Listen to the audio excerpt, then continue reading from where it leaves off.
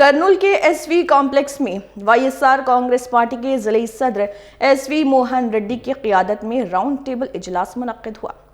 Party रहनुमाओं ने इल्ज़ाम लगाया कि रियासत में डीएससी भर्तियों में बेज़ाब्तगियां हुई हैं और उम्मीदवारों के मुस्तकबिल से खिलवाड़ किया गया। उन्होंने मुतालबा किया कि डीएससी मामले की सीबीआई से तहकीकात कराई जाए और अगर बेज़ाब्तगियां साबित हों तो मुत्तलका जिम्मेदारों के खिलाफ कार्रवाई की जाए। रहनुमाओं ने यह भी इल्ज़ाम लगाया कि सियासी मुखालिफिन के खिलाफ गैर कानूनी मुकदमात दर्ज किए जा रहे हैं। इजलास के बाद पार्टी रहनुमाओं ने डीएससी और मुबैना गैर कानूनी मुकदमात से मुतल्लिक़ आगाही पोस्टरों की रोनुमाई भी की है।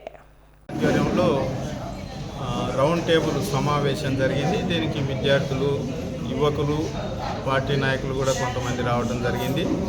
ఈ కార్యక్రమాన్ని ఎందుకంటే డిఎస్సిలో జరిగిన అక్రమాలపైన అన్ని వాస్తవాలు బయటపెట్టి ఏవైతే తప్పిదాలు జరిగినాయో తప్పిదాలన్నిటిని కూడా బహిరంగపరచడం జరిగింది। ఖచ్చితంగా ఇది లోకేష్ ఆధ్వర్యంలోనే తప్పులు జరిగినాయి। దీనికి ఎందుకంటే మా వైసీపీ పార్టీ తరఫున ఒకటే డిమాండ్ చేస్తుంది, నిజంగా తప్పులు జరగకపోతే ఈ సిబిఐ ఎంక్వైరీ ఎందుకు అడగరు?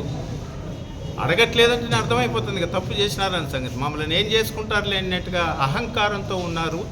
ఖచ్చితంగా వాళ్ళ అహంకారం దిగుతుంది। ఎందుకంటే కేంద్ర ప్రభుత్వమే ఇవాళ కాక్రోచ్ జనతా పార్టీ వల్ల దిగొచ్చి ప్రధానమంత్రి అంతటి వ్యక్తే విద్యార్థి లోకానికి క్షమాపణ చెప్పేటువంటి పరిస్థితి ఏర్పడింది। కేంద్ర మంత్రి రాజీనామా చేయాల్సి వచ్చింది। ఇవాళ ఇక్కడ కూడా విద్యార్థి జీవితాలతో చెలగాట ఆడుకోవటం ఇది। వాళ్లకు న్యాయబద్ధకంగా టాలెంట్తో, నాలెడ్జ్తో రావాల్సినటువంటి ఉద్యోగాలు మీరు డబ్బుల కొరకు అమ్ముకుంటుంటే విద్యార్థులు ఏమైపోవాలా? నిరుద్యోగ యువతంతా ఎంతో వాళ్ళ కడుపు మండిపోయి నానాక అవస్థలు పడి పరీక్షలు రాసి ప్రిపేర్ అయ్యి పోతే మీరు పేపర్ లీక్ చేసి లేదంటే స్పోర్ట్స్ కోటా అని చెప్పి అది చెప్పి ఇది చెప్పి ఉద్యోగాలను దొడ్డదారిని అమ్మేసుకుంటుంటే వాళ్ళందరూ ఏమైపోవాలా? ఈ సందర్భంగా ఒకటి గుర్తు చేస్తున్నాం, 1,35,000 సచివాలయ సెక్రటరీ ఉద్యోగాలు ఇస్తే ఎక్కడ ఒక చిన్న కంప్లైంట్ రాలేదే? కరోనా టైంలో 1,35,000 దేశ చరిత్రలో ఏ గవర్నమెంట్ కూడా చేయలేనటువంటి పని జగన్మోహన్ రెడ్డి గారు చేసి చూపించినారే। మీరు 15,000 ఉద్యోగాలు వచ్చి 15,000 అమ్ముకు తినేటువంటి పరిస్థితి ఉంది। ఇది మీరు నిట్ట నిలువున మోసం చేస్తున్నారు, దగా చేస్తున్నారు। మీరు రాజీనామా చేసేంత వరకు ఈ ఉద్యమాన్ని వైసీపీ ఆధ్వర్యంలో యువకులు, విద్యార్థులు ముందుకు తీసుకెళ్తారు। మీరు రాజీనామా చేసేంత వరకు వదిలి ప్రసక్తి ఉండదని సంగతి తెలియజేస్తున్నారు। ఆంధ్రప్రదేశ్ రాష్ట్రంలో కూటమి ప్రభుత్వం గద్దెనెక్కిన రోజు నుంచి ముఖ్యంగా విద్యార్థి లోకానికి, యువత లోకానికి ఈ ప్రభుత్వం ఇచ్చినటువంటి హామీలను మేము ఎప్పటికప్పుడు ప్రశ్నిస్తూ మా అధ్యక్షులు, మాజీ ముఖ్యమంత్రులు జగన్మోహన్ గారి ఆదేశానుసారం, మా విద్యార్థి విభాగం రాష్ట్ర అధ్యక్షులు పాల్గొని జగన్ ఆదేశానుసారం ఎక్కడికక్కడ రాష్ట్రంలో అన్ని జిల్లాల కేంద్రాల్లో మేము ప్రతి చోట మా గలాన్ని వినిపిస్తూనే ఉన్నాము।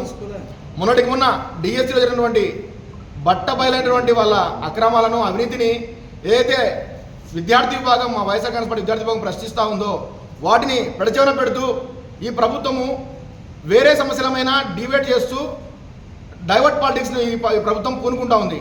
మేమైతే ఒకటే హెచ్చరిస్తున్నాం ఈ ప్రభుత్వాన్ని, మీ డబుల్ ఇంజిన్ సర్కార్లో ఏదైతే నీట్ అంశంలో ఉన్నటువంటి ఆ అంశాన్ని నైతిక బాధ్యత వహిస్తూ ధర్మేంద్ర ప్రధాన్ గారు విద్యాశాఖ మంత్రిగా ఉండి దానికి బాధ్యత వహిస్తూ మోడీ గారి ఆదేశాల మేరకు ఆయన ఏ విధంగా అయితే రాజీనామా చేశారో అదేవిధంగా ఈ రాష్ట్ర ప్రభుత్వం కూడా నారా లోకేష్ గారు విద్యాశాఖ మంత్రిగా ఉన్నారు కాబట్టి ఆయన హయాంలో జరిగినటువంటి ఈ పేపర్ లీక్ విషయము నిజంగా అందరికీ తెలిసిన విషయమే। కాంట్రాక్ట్ ఉద్యోగి ఫస్ట్ ర్యాంక్ రావడము, మళ్ళీ ఆయన ర్యాంక్ తీసిపోయి సెకండ్ ర్యాంక్లో వేయడము, హైకోర్టుకు ఆ ఉద్యోగి పోతే ఆ కేసును విత్డ్రా చేసుకొని చెప్పిన ప్రభుత్వం ఇక్కడ ప్రభుత్వం। అలాగే స్పోర్ట్స్ కోటాలో జరిగిన అవినీతులు అందరికీ తెలిసిన విషయమే। వీటన్నిటిని మేము సాక్ష్యాలతో నిరూపిస్తూ ఉంటే ఈ ప్రభుత్వం ఎందుకు చర్చకు రావడం లేదు? ప్రతిసారి నారా లోకేష్ గారు చర్చకు నాతో జగన్మోహన్ రెడ్డి గారు రావాలని అంటున్నారు। మీరు ఆఫ్టర్ మంత్రి అయ్యా, ఆఫ్టర్ ఒక ఎమ్మెల్యే, మీకు ఒక రాష్ట్ర పార్టీ ఒక అధ్యక్షుడు రావాలనా? ఈరోజు మీరు మీ నాయన పుణ్యమో అని చెప్పి మీ పేరు పక్కన నారా అనే పుణ్యమో అని ఈరోజు మంత్రిగా అయ్యారు, ఎమ్మెల్యేగా అయ్యారు। మీకు సమాజం చెప్పడానికి జగన్మోహన్ రెడ్డి గారు కావాలనా? మా విద్యార్థి విభాగం చాలు, మా విద్యార్థి విభాగంలో నుండి యూనివర్సిటీ విద్యార్థి అని చెప్పి నారా లోకేష్ గారికి మేము డిమాండ్ చేస్తున్నాం। నిజంగా నీకు చిత్తశుద్ధి ఉంటే నారా లోకేష్ గారు మా విద్యార్థులతో, మాతో కూడా వద్దు, ఎవరైతే డిఎస్సీ ఆస్పిరెంట్స్ ఉన్నారో నష్టపోయిన విద్యార్థులతో మీరు చర్చకు సిద్ధమా అని చెప్పి ఈ మీడియా ద్వారా మిమ్మల్ని హెచ్చరిస్తున్నాం, డిమాండ్ చేస్తున్నాము। మీరు కనుక నైతిక బాధ్యత వహించి రాజీనామా కానీ లేదా సిబిఐ ఎంక్వైరీకి కానీ మీ ప్రభుత్వం పూనుకోకపోతే రాబోయే రోజుల్లో నిజంగా మరో జంతర్ మంతర్ను మేము ఇక్కడ సృష్టిస్తాము, మరో జంజిలుగా మేము నిజంగా తయారని చెప్పి ఏదైతే ధర్మేంద్ర ప్రధాన్ రాజీనామా చేసే ఉందో అంత సూక్ష్మంగా అంత మంచిగా జరగదు ఈ రాష్ట్రంలో. ఎందుకంటే ఆల్రెడీ మీ రెడ్ బుక్ రాజ్యాంగంలో మాపై ప్రయోగిస్తూ ఎక్కడికక్కడ మమ్మల్ని అణచివేస్తున్నారు. కాబట్టి మేము కూడా తెగించే అంతకు డబల్గానే మేము ఇక్కడ ఉద్యమాన్ని ఉధృతం చేస్తామని చెప్పి ఈ ప్రభుత్వాన్ని డిమాండ్ చేస్తాను.